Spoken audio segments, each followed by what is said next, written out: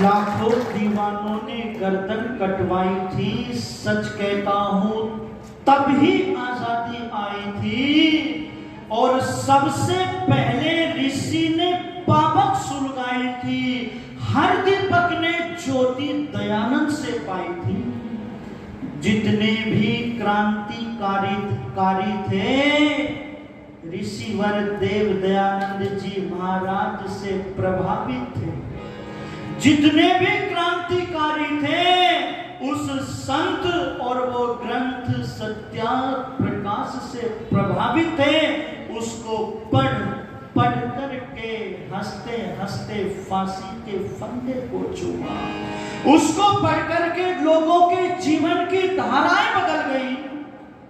ये सत्या प्रकाश एक ऐसा ग्रंथ है, एक ऐसा हथियार है, एक ऐसा सुदर्शन चक्र है ये सत्या प्रकाश कि कोई मतांतर वाला अपनी सेकी नहीं मार सकता। सबकी जड़ें हिला करके रख दी सत्या प्रकाश में ऋषि दयानंद जी महाराज ने। और मैं तो चर्चा करने लगा हूं कि उस ऋषि के व्यक्तित्व को देख करके, उसके प्रवचनों को सुन करके बहुत सारे लोग जो है राष्ट्र की बलि वेदी पर उन्होंने अपने जीवन को आहूत कर दिया। सरदार अर्जुन सिंह जब ऋषि दयानंद जी को सुनते हैं, देखते हैं तो मोहित हो जाते हैं। उनका यज्ञोपवीत संस्कार कराते हुए कहते हैं, सरदार अपने देश में अपना राजा ही अच्छा होता है। अगर ये विदेशी राजा माता पिता के तुल्य भी कर व्यवहार करे तो भी त्याज्य है, ठीक नहीं है। सरदार अर्जुन सिंह और उसी के घर में जब सरदार भगत सिंह का जन्म होता है, 4 पीढ़ियां इस राष्ट्र की बलिवेदी पर आहूत हो गई। सरदार भगत सिंह की बहुत बड़े जमींदार थे, ऐसो आराम के सारे ठाठ थे, सोना उगलती थी, जमींदार थे। कई हजार दे करके जमानत करवाई सरदार भगत सिंह। ये आजादी जब आप पढ़ोगे ना, इसका इतिहास, आंखों से आंसू टप टप टप होकर के गिरने लगेंगे। मुझे याद आती है घटना, सरदार भगत सिंह जेल के सलाखों के पीछे बैठा हुआ है और जेल की सलाखों में बैठ करके वो व्यक्ति स्वाध्याय करता है। स्वाध्याय बहुत गजब प्रतिभा का धनी था सरदार भगत सिंह। फांसी के दिन नजदीक आ गए, अपनी मां की याद आ गई और मां ही होती है। बूढ़े को भी दुख में मां ही याद आती है। मां, मैंने पंक्तियां गुनगुनाई थी, मां नहीं थी, द्वार थी, किवाड़ थी, चूल्हा थी, आग थी, नदी की धार थी। सरदार भगत सिंह की मां बड़ी विदुषी मां थी। बादाम घोट घोट करके पिलाए भगत सिंह को, बादाम घोट करके। मां को पत्र लिखता है और कहता है कि मां तेरे लाडले को फांसी की सजा हो गई, मां एक बार मिलने नहीं आओगी। मां के पास में पत्र पहुंच गया है। मां विद्यावती अपने बेटे से मिलना चाहती है, जाना चाहती है, वो भी बड़ी व्याकुल थी। उसको याद आया जेल के अंदर रसगुल्ले कौन देता होगा मेरे बेटे को। क्रांतिकारियों ने तो नंगे बदन पर कोड़े खाए हैं। क्रांतिकारियों ने तो राख मिली रोटियां खा करके, अन्न सन कर करके, भूखे रह करके फांसी के फंदे को चूमा। किन किन क्रांतिकारियों को की घटना में यहां पर प्रेषित करूं आपको। माँ विद्यावती अपने बेटे के लिए रसगुल्ले बना रही है और रसगुल्ले लेकर के गई, रसगुल्ले देती है, चरण स्पर्श करता है। रसगुल्ले खाता खाता अपनी माँ की ओर देखता है, माँ से कहता है, माँ तू मेरी शादी कराना चाहती थी, तू चाहती थी तेरे घर में दुल्हन आए, तो माँ मैंने शादी कर ली। माँ ने भी भगत सिंह की ओर देख करके कहा, बेटा तूने शादी कर ली, अपनी माँ को नहीं बताया, वो दुल्हन कहाँ पर है बता, उस दुल्हन को मैं सराखों पर बैठा करके रखूंगी। यहाँ एक बात और मैं कहना चाहता हूँ, मैं याद करना चाहता हूँ, याद दिलाना चाहता हूँ कारगिल के उस युद्ध को, पुलवामा के उस हमले को, जिस हमले में नई नवेली दुल्हन को छोड़ करके कारगिल पर शहीद हो गए मेरे देश के नौजवान। चंद पंक्तियां उनको याद करता हुआ आगे बात रखूंगा आपसे। कैसा मंजर होता है उस परिवार का जिस परिवार में एक माँ का बेटा, एक पत्नी का पति वीरगति को शहीद हो जाता है। जब कारगिल में अभी काजल भी नहीं छूटा है, अभी मेहंदी भी नहीं छूटी है और वो शहीद हो जाता है, तब उस समय की कुछ पंक्तियां आपको सौंपना चाहता हूं और उस दर्द को महसूस करना।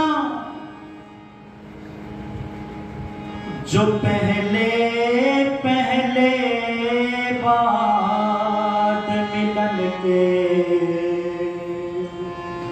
तुरंत लाम पर चले गए, नई दुल्हन की सेज छोड़ कर युद्ध काम पर चले गए। उनको भी मीठी नींदों की सलवट याद रही होगी, खुशबू में भीगी यादों की करवट याद रही होगी। पर्वत पर कितने सिंदूरी सपने दफन हुए होंगे, वेश बसंतों के मधुमासी सावन हवन हुए होंगे। जब बेटे की अर्थी आई होगी सुने आंगन में, शायद दूध उतर आया हो बूढ़ी माँ के दामन में, शायद दूध उतर आया हो बूढ़ी माँ के दामन में।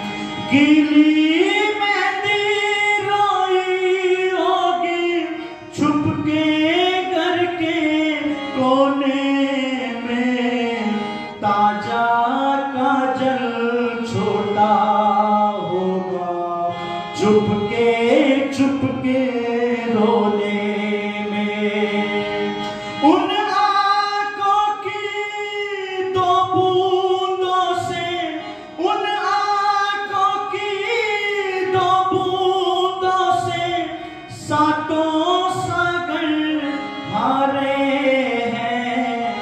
जब मेहंदी वाले हाथों ने मंगल सूत्र उतारे हैं, जब मेहंदी वाले हाथों ने मंगल सूत्र उतारे हैं। वो औरत पूरी पृथ्वी का बोझा सकती है, जो अपने पति की अर्थ को खुद कांधा दे सकते हैं। मैं ऐसी हर देवी के चरणों में शीश झुकाता हूँ, इसलिए मैं कविता को हथियार बना कर गाता हूँ, इसलिए मैं कविता को हथियार बना कर गाता हूँ। मैं निवेदन करने लगा हूँ। सरदार भगत सिंह कहता है कि माँ वो दुल्हन तो आएगी, और वो दुल्हन कफन की चुनरी ओढ़ करके आएगी। जब वो दुल्हन आए तो तेरी आंख से एक आंसू भी बह करके नहीं आना चाहिए। उस दिन घर घर गीतों का बुलावा दे करके उसके सम्मान में गीतों का आयोजन करना।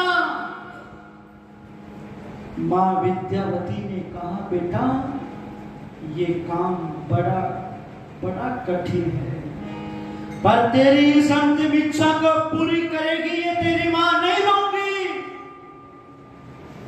घर प्रेमी बंधुओं, चर्चा समय मांगती है और 2-4 मिनट शेष पड़े हुए हैं। बहुत सारी बातें आपसे मुझे निवेदन करना था, समय की परिधि में रहना पड़ेगा। इधर सरदार भगत सिंह, राजगुरु सुखदेव एक दूसरे से गले मिलते हुए देशभक्ति के गीत गाते हुए फांसी के फंदे को चूम लेते हैं। और जब मां को पता चला कि बेटे ने फांसी के फंदे को चूम लिया, घर घर गीतों का बुलावा दे रही है और बहनों से कहती है, बहनों आओ आओ, आज मेरे घर में गीतों का आयोजन है, गीत गवाना। बहनें आ गई और पूछ लिया, विद्यावती किस खुशी में गीत गाने हैं? तो ये चंद पंक्ति सुन लीजिएगा, फिर वाणी को विराम दूंगा। रे बहनों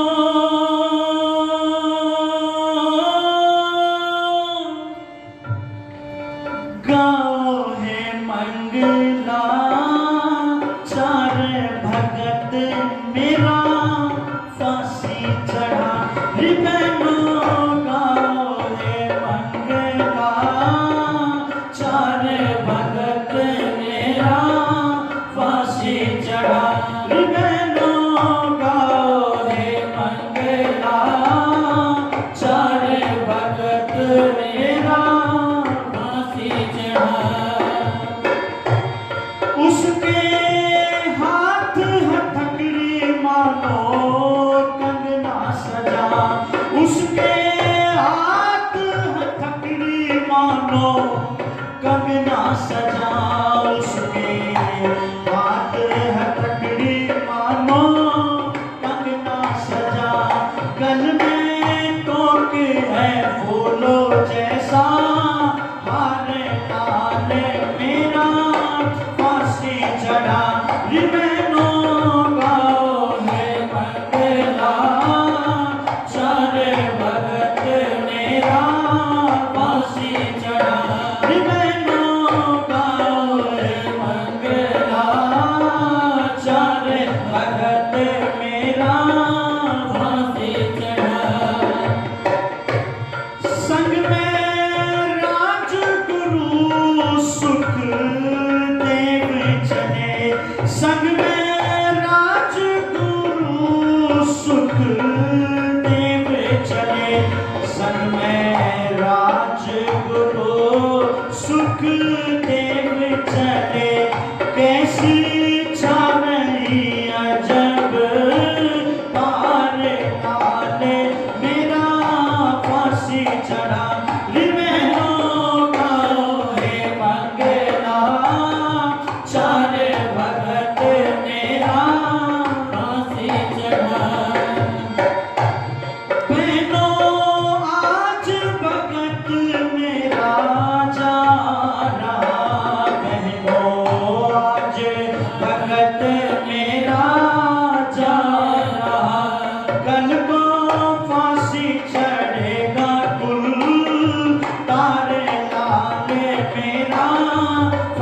फांसी चढ़ा रिबेनो गाओ है मंगला चारे भगत मेरा फांसी चढ़ा। इतना सुनकर पृथ्वी सिंह सारी रो पड़ी। इतना सुनकर पृथ्वी सिंह सारी रो पड़े। इतना सुनकर पृथ्वी सिंह सारी रो पड़े। करियो भारत की रक्षा कुल तारे डाले मेरा फांसी चढ़ा रिबेनो गाओ है मंगला चारे भगत मेरा फांसी चढ़ा रिबेनो गाओ है मंगला चारे भगत मेरा फांसी चढ़ा रिबेनो गाओ है मंगला चारे भगत मेरा फांसी चढ़ा।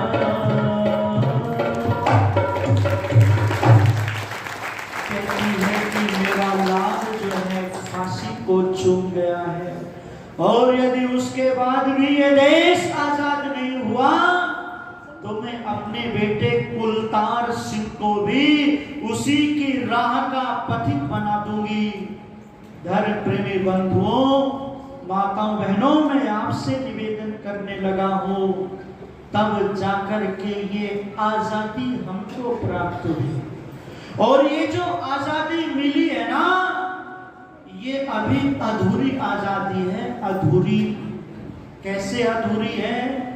बाल गंगाधर तिलक, नेता सुभाष चंद्र बोस जी ने सपना देखा था कि जब देश आजाद हो जाएगा ना तो सबसे पहले शराब बंद हो जाएगी, शराब बंद।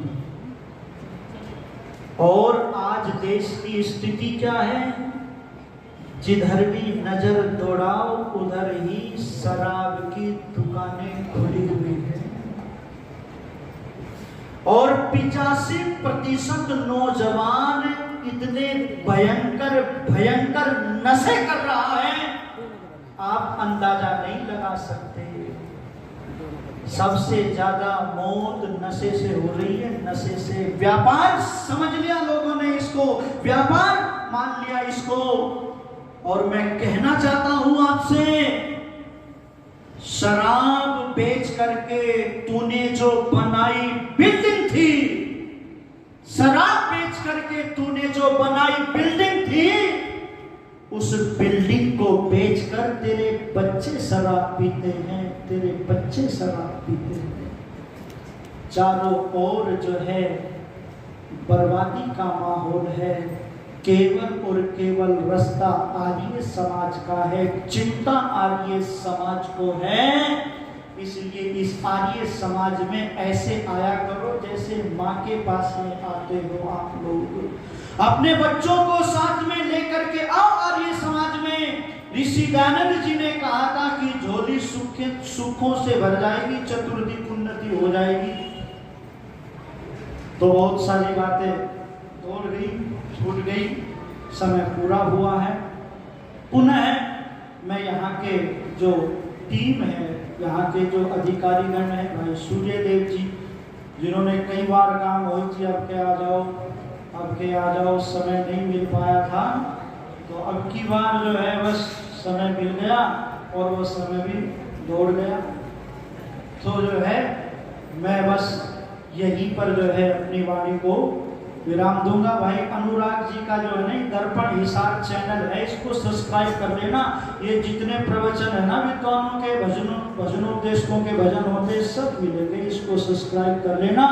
पुनः समस्त माताओं बहनों के और समस्त आर्यजनों का जो है अभिनंदन करता हुआ अपनी वाणी को यही विराम देता हूँ। और जिन्होंने ये राशि देकर के भी मुझे सम्मानित किया है, आशीर्वाद दिया है, उन सभी भाइयों का, माताओं बहनों का आभार। वाणी को विराम। इत्योम सम।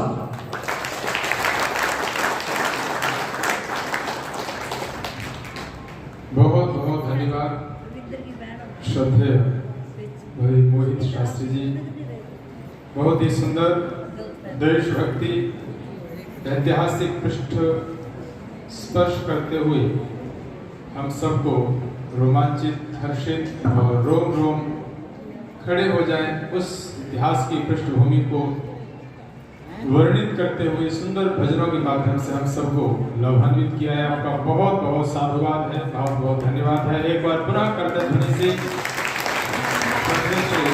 मोहित शास्त्री जी का सम्मान, साधुवाद, धन्यवाद।